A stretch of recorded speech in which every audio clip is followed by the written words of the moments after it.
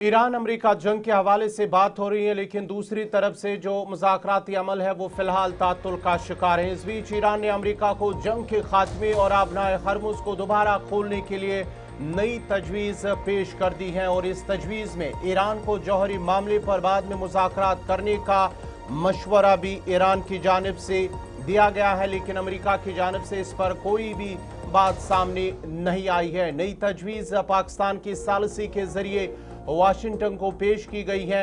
ये स्ट्रेटेजिक आबी गुजरगाह और अमरीकी बहरी नाकाबंदी के बहरान को हल करने पर मरकूज है। नए मुआहदे में अब शामिल क्या रखा गया ईरान की जानिब से?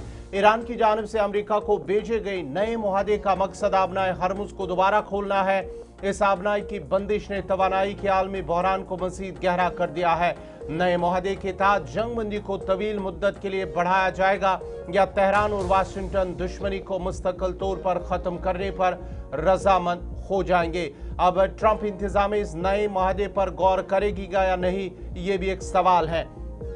रिपोर्ट के मुताबिक जौहरी मुज़ाकरात बाद के मरहले में शामिल किए जाएंगे, जबकि आबनाए हरमुज को खोलने और ईरानी बंदरगाहों पर अमरीकी बहरी नाकाबंदी को हटाने का अमल बैक वक्त शुरू होगा। रिपोर्ट के मुताबिक व्हाइट हाउस को एक तजवीज़ मौसूल हुई है, ताहम ये वाज़िया नहीं है कि आया ट्रंप इंतजाम इस नए मुआहदे पर गौर करेगी या नहीं।